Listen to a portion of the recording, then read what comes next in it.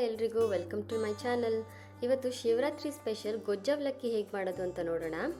ಮೊದಲಿಗೆ ಒಂದು ಜಾರಿಗೆ ನಾನು 1 ಕಪ್ ಆಗೋಷ್ಟು ಅವಲಕ್ಕಿನ ತುಂಬ ರಫಾಗಿ ಈ ರೀತಿ ಪೌಡ್ರ್ ಮಾಡ್ಕೊಂಬರ್ತಾ ಇದ್ದೀನಿ. 1 ಪಲ್ಸ್ ಆದರೆ ಸಾಕು. ಇದನ್ನೆಲ್ಲ ಒಂದು ಬೌಲ್ಗೆ ಹಾಕ್ಕೊಂಡು ಒಂದು 3 ಸತಿ ತೊಳೆದ್ಬಿಟ್ಟು ಅದನ್ನು ನೀರೆಲ್ಲ ಫಿಲ್ಟ್ರ್ ಮಾಡಿ ತೆಗೆದಿಟ್ಕೋತಾ ಇದ್ದೀನಿ. ಏನು ನೆನೆಸೋದೆಲ್ಲ ಏನು ಬೇಡ. ಅದಕ್ಕೆ ಒಂದು ನಿಂಬೆಹಣ್ಣು ಗಾತ್ರ ಆಗೋಷ್ಟು ಹುಣಸೆ ಹಣ್ಣನ್ನ ನೆನೆಸಿಟ್ಕೊಂಡಿದ್ದೀನಿ. 1 ಕಪ್ ಆಗೋಷ್ಟು ನೀರು ಹಾಕಿ ಹುಣಸೆ ಹುಳಿ ರೆಡಿ ಇಟ್ಕೊಂಡಿದ್ದೀನಿ. ಈಗ ಅದ್ರ ಪೌಡ್ರ್ ಮಾಡೋಕ್ಕೆ 1 ಟೀ ಸ್ಪೂನ್ ಆಗೋಷ್ಟು ಕಡಲೆಬೇಳೆ, 1 ಟೀ ಸ್ಪೂನ್ ಉದ್ದಿನಬೇಳೆ, 1.5 ಟೀ ಸ್ಪೂನ್ ಧನಿಯಾ ಕಾಳು, 1 ಟೀ ಸ್ಪೂನ್ ಆಗೋಷ್ಟು ಮೆಣಸು, 1 ಟೀ ಸ್ಪೂನ್ ಜೀರಿಗೆ ಪುಡಿ, 1 ಇಂಚ್ ಆಗೋಷ್ಟು ಚಕ್ಕೆ, 4 ಲವಂಗ ಇದಿಷ್ಟನ್ನು ಹಾಕ್ಕೊಂಡು ಡ್ರೈ ರೋಸ್ಟ್ ಮಾಡ್ಕೊಂಬರೋಣ. ಏನು ಎಣ್ಣೆ ಎಲ್ಲ ಹಾಕೋದು ಬೇಡ. ಈ ಪೌಡರ್ನ ಬೇಕಂದರೆ ನೀವು ಮಾಡಿ ತೆಗೆದಿಟ್ಕೊಂಡು ಯಾವಾಗ ಬೇಕಾದರೂ ಅವಲಕ್ಕಿಗೆ ಮಾಡಿ ಹಾಕೋಬೋದು. ಈಗ ಇದೇ ಪ್ಯಾನ್ಗೆ ನಾನು ಒಂದು 3 ಆಗೋಷ್ಟು ಗುಂಟೂರು ಮೆಣಸಿನ್ಕಾಯಿ, 3 ಖಾರದ ಮೆಣಸಿನ್ಕಾಯಿ ಹಾಕ್ಕೊಂಡು ಹುರ್ಕೋತಾ ಇದ್ದೀನಿ. ಖಾರ ನಿಮ್ಗೆ ಇನ್ನೂ ಸ್ವಲ್ಪ ಬೇಕಂದರೆ ಹಾಕೋಬೋದು.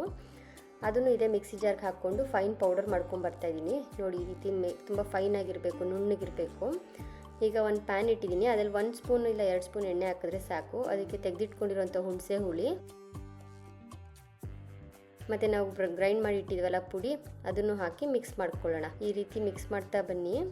ಎಣ್ಣೆ ಏನು ಜಾಸ್ತಿ ಹಾಕೋದು ಬೇಡ. ಇದಕ್ಕೆ ಒಂದು ಸ್ವಲ್ಪ ಬೆಲ್ಲ, ನಾನು ಬೆಲ್ಲದ ಪುಡಿ ಹಾಕ್ಕೊಂಡಿದ್ದೀನಿ. 1 ಟೀ ಸ್ಪೂನ್ ಆಗೋಷ್ಟು ಉಪ್ಪು ಹಾಕಿ ಮಿಕ್ಸ್ ಮಾಡ್ತಾ ಇದ್ದೀನಿ. ಒಂದು 5 ನಿಮಿಷ ಇದನ್ನ ಹೀಗೆ ಕುದಿಯಕ್ಕೆ ಬಿಡಿ. ಮೀಡಿಯಮ್ ಇಲ್ಲ ಲೋ ಫ್ಲೇಮಲ್ಲಿ ಇರಬೇಕು, ಇಲ್ಲ ತಳ ಹತ್ಬಿಡುತ್ತೆ. ಈ ರೀತಿ ಗೊಜ್ಜು ಸ್ವಲ್ಪ ಗಟ್ಟಿ ಆಗ್ತಾ ಬರುತ್ತೆ. ಈಗ ಗೊಜ್ಜು ರೆಡಿಯಾಗಿದೆ. ಇದಕ್ಕೊಂದು ಒಗ್ಗರಣೆ ಹಾಕ್ಕೊಳ್ಳೋಣ.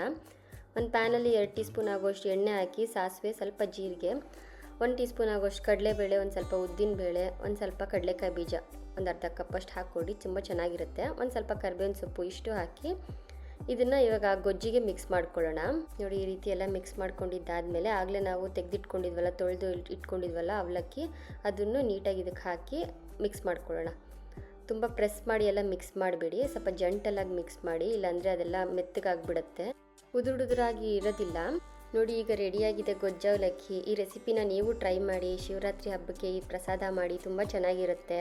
ಈ ರೆಸಿಪಿ ನಿಮ್ಗೆ ಇಷ್ಟ ಆಗಿದರೆ ಲೈಕ್ ಮಾಡಿ, ಶೇರ್ ಮಾಡಿ, ನನ್ನ ಚಾನಲ್ನ ಸಬ್ಸ್ಕ್ರೈಬ್ ಮಾಡ್ಕೊಳ್ಳಿ. Thank you.